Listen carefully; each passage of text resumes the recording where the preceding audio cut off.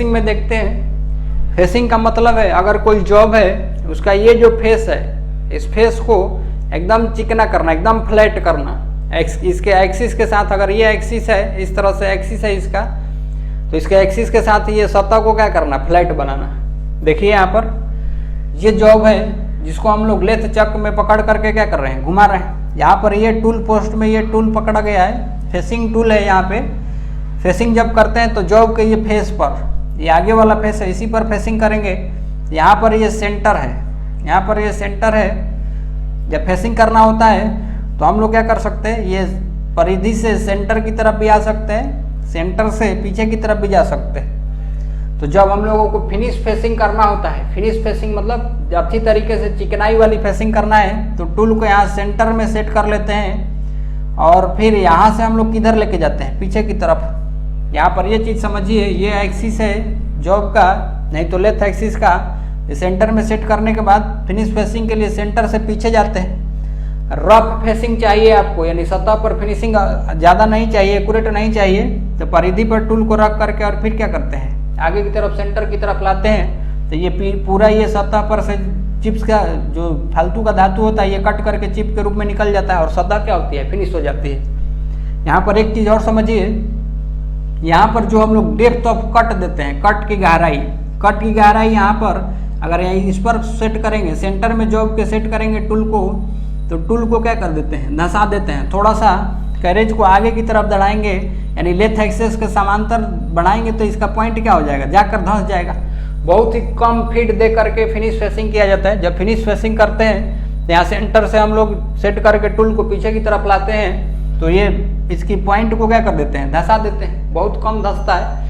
धंसने के बाद फिर हम लोग फीड में किधर जाएंगे, कैरेज के द्वारा, जो क्रॉस स्लाइड वाला हैंडल है उसके द्वारा पीछे की तरफ खींचते हैं, अगर सेंटर से पीछे जा रहे हैं तो एक चीज़ यहाँ पर समझना है, ये फेसिंग ऑपरेशन में क्या हो रहा है, डेप्थ ऑफ कट कहाँ है, जो टर्निंग जो था उसके जस्ट उल्टा, depth of cut lathe axis के समांतर, जबकि टर्निंग में क्या देते थे, फीड देते थे ऐसा।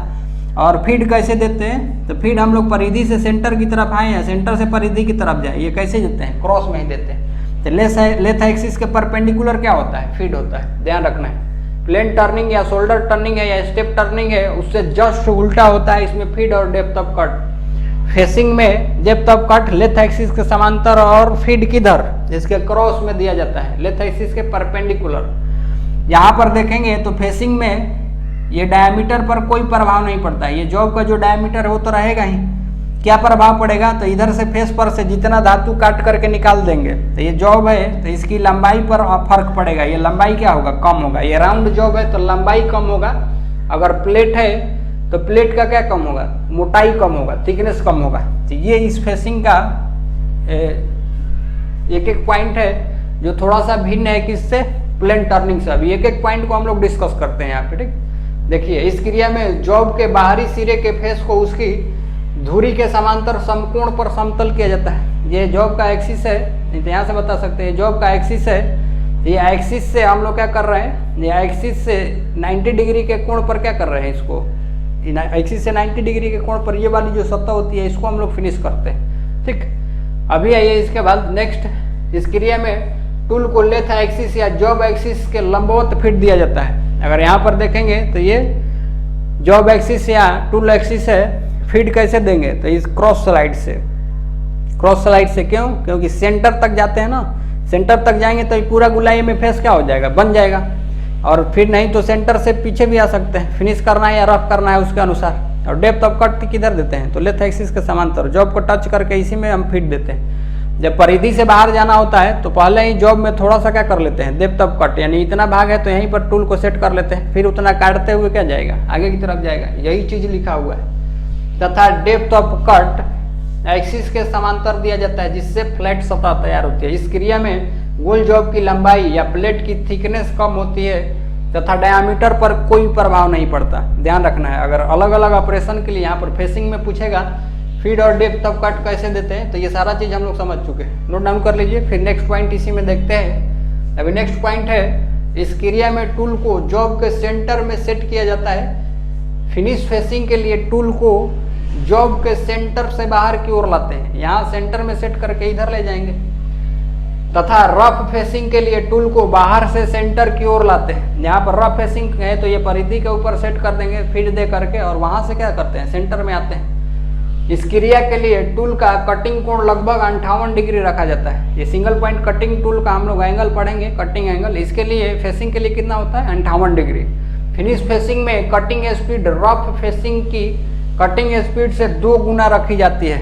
यहाँ पर फिनिश फेसिंग जब हम लोगों को करना होता है तो रफ फेसिंग से 2 गुना स्पीड ज़्यादा रखेंगे तो फिनिशिंग क्या होता है, अच्छा मिलता है। स्पीड ज़्यादा और फीड कम रखें तो बहुत ही अच्छी फिनिशिंग मिलती है। आमतौर पर फिनिश फेसिंग के लिए फीड 0.05 mm पर रेवोल्यूशन, एक चक्कर में हम लोग 0.05 mm यानी 50 माइक्रोन क्या कर सकते हैं, फीड देने के लिए आगे बढ़ाएंगे। नहीं तो सेंटर में सेट किए हैं तो सेंटर से एक रोटेशन में 0.05 mm पीछे जाते हैं। और स्पीड जब हाई रहेगा तो कोई भी यहाँ पर चिप्स नहीं बचेगा, यानी फिनिशिंग क्या होगी, अच्छी मिलती है रेवोल्यूशन। और कट की गहराई कितना, 0.1 यानी 100 माइक्रोन। 0.1 mm मतलब 100 माइक्रोन तक हम लोग क्या करते हैं, 100 माइक्रोन तक इसमें डेप्थ देते हैं। ये बहुत कम डेप्थ रखेंगे नहीं तो फिनिशिंग अच्छी नहीं मिलेगी। तो ये वैल्यू ध्यान रखिए अगर कभी पूछे तो। इसके लिए फिनिश फेसिंग के लिए फेसिंग में कितना रखते हैं, फीड 0.05 mm पर रेवोल्यूशन, और डेप्थ ऑफ कट कितना, 0.1 mm, नहीं तो 100 माइक्रोन भी बोल सकते हैं। इतना पॉइंट इसमें नोट डाउन कर लीजिए, फिर आगे चलते हैं। अब नेक्स्ट है, ये फेसिंग करते हैं तो उस समय दोष भी आता है, अलग अलग डिफेक्ट आते हैं। कौन कौन से दोष आते हैं यहाँ पर इसी के लिए हम लोग समझने वाले हैं। तो यहाँ पर देख सकते हैं ये कनकेव फेस, कन्वेक्स फेस और एपीपी इन द सेंटर, ये सारे दोष आते हैं। इनके कारण और कैसे हम लोग ठीक कर सकते हैं इसके लिए सारा चीज समझेंगे। यहाँ पर देखिए ये जॉब है, जॉब को अगर इस तरह से फेसिंग करेंगे तो एकदम एग्जैक्ट फेसिंग में रहेगा। तो ट्राई स्क्वायर से चेक करेंगे, ये ट्राई स्क्वायर का स्टॉक है और ये क्या है, ब्लेड है। जब ब्लेड को यहाँ पर रखेंगे तो ये पूरा एग्जैक्ट क्या होगा, अच्छे तरीके से बैठ जाएगा। तो ये करेक्ट है, करेक्टली फेस्ड जॉब है, यानी अच्छी तरीके से प्लेन फेसिंग किए हैं हम लोग, ये सही जॉब है। अगर इसके अलावा कोई और दूसरा आ रहा है तो डिफेक्ट है। कैसे, देखिए ये कनकेव मतलब क्या होता है, कनकेव मतलब अवतल, अंदर धंसा हुआ। और उसके बाद फिर कन्वेक्स फेसिंग, बाहर उठा हुआ ये फेस। फिर आता है सेंटर में पीप, यानी मटेरियल ही सेंटर का बच जाता है, इस तरह से दिखने लगता है फेस। तो यहाँ पर पहले इसको समझते हैं। ये कन्वेक्स फेस जो होता है, देखेंगे यहाँ पर, तो ये जो जॉब इसमें होता है ये किनारे से थोड़ा बाहर की तरफ रहता है, लेकिन जैसे जैसे सेंटर की तरफ आते हैं ये और ज़्यादा गड्ढा होते जाता है जॉब में। हम लोगों को चाहिए एकदम प्लेन फेस इस तरह से फ्लैट, लेकिन इस तरह से अंदर में गड्ढा हो गया। ये ट्राई स्क्वायर का है, बस इसको चेक करके दिखाने के लिए कि यहाँ पर गैप बन रहा है, इसके लिए लगाया गया है। ऐसा नहीं समझना है कि ये भी ये जॉब का ही पार्ट है। ये ट्राई स्क्वायर को टच करके हम लोग चेक कर रहे हैं कि यहाँ पर ये कैसा फेस बन रहा है इसका। तो ये कनकेव है, ये उठ गया तो ये क्या है, कन्वेक्स है। ये सेंटर से मटेरियल क्या हुआ है, बाहर निकला गया, छूट गया है सेंटर का मटेरियल। इसके लिए भी सारा चीज हम लोग एक एक के लिए रीजन पढ़ेंगे क्या होता है। तो सबसे पहले हम लोग कनकेव फेस के लिए देखते हैं। यहाँ पर ये फिगर पे ध्यान देना है, कनकेव फेस में क्या होता है। तो यहाँ पर इसमें फेस सेंटर से अंदर को और किनारों से क्या होता है, बाहर की ओर। किनारे से थोड़ा बाहर होता है लेकिन सेंटर में क्या होता है, ज्यादा धंसा होता है। यह दोष टूल को ढीला पकड़ने से व टूल पोस्ट से अधिक बाहर निकालने से आता है। यहाँ पर ढीला नहीं तो रिजिडली, अच्छे तरीके से रिजिडली नहीं पकड़े हैं, दृढ़ता से नहीं पकड़े हैं टूल को टूल पोस्ट में, तो अगर वो हिल डुल रहा है तो टूल में घुस जाए, सॉरी जॉब में क्या होगा, घुसेगा, काट देगा इस तरह से अंदर। नहीं तो ज्यादा ओवर हैंग, जैसे टूल पोस्ट में से इतना टूल को निकालना है तो हम लोग क्या कर दिए, अगर ज्यादा इतना इतना निकाल दिए तो वाइब्रेट होगा तो क्या होगा, इस तरह से गड्ढा बना देगा फेसिंग के दौरान। तो इसी के कारण ये आता है, ये कारण ध्यान रखना है। टूल पोस्ट में टूल को ढीला रखेंगे या ज्यादा ओवर हैंग करके बाहर निकाल करके पकड़ेंगे तब। इसलिए बचना हो तो क्या करेंगे, तो टूल को ओवर हैंग नहीं करना चाहिए, ज्यादा बाहर नहीं, जितना जरूरी है कम ही निकालें, नहीं तो ज्यादा बाहर निकालेंगे तो वाइब्रेशन ज्यादा होगा, ठीक चाहिए। तथा टूल को अच्छी तरह से क्या कर लें, क्लैंप कर लें, तो ऐसा दोष नहीं आएगा। तो कारण और इसका निवारण ध्यान रखिएगा। पूछा जाता है कि कनकेव फेस बनने का क्या कारण है, ये सारे इंपॉर्टेंट है, ये सारे जो फेसिंग का दोष है, इसे क्वेश्चन बन जाता है। नहीं तो इस तरह से फिगर देख करके पूछेगा तो आसानी से कर सकते हैं देख करके भी। अभी इसके बाद दूसरा जो डिफेक्ट है, दोष है कनकेव फेस, इसके लिए देखने वाले। यहाँ पर देखेंगे कनकेव मतलब ये उत्तल होता है, बाहर उभरा हुआ, ठीक।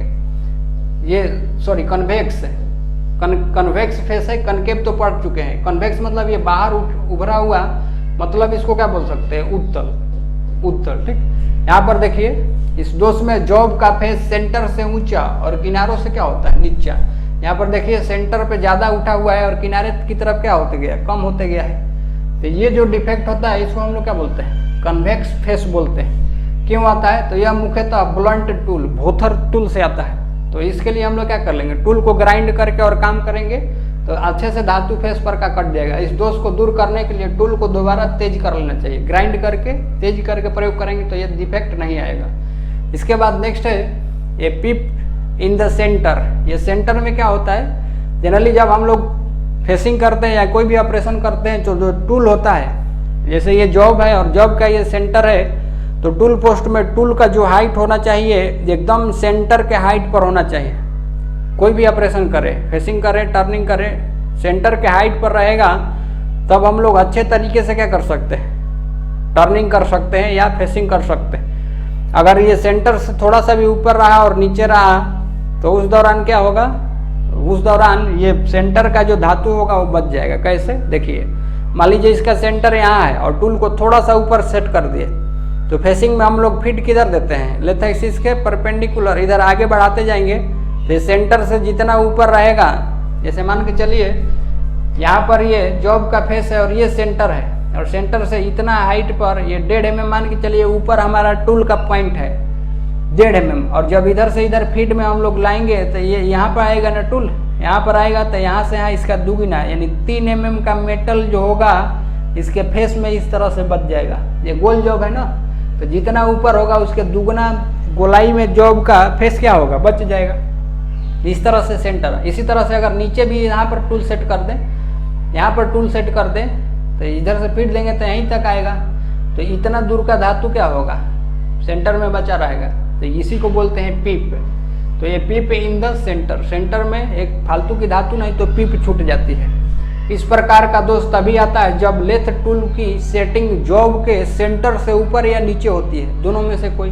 समझ चुके हैं इसके लिए कारण ध्यान रखना है। निवारण कैसे करेंगे, तो इसे दूर करने के लिए टूल को जॉब के सेंटर की ऊंचाई पर क्या करना चाहिए, सेट करना चाहिए। तो इतना पॉइंट नोट डाउन कर लीजिए, तीनों इंपॉर्टेंट है डिफेक्ट, इनका कारण और निवारण ध्यान रखिए।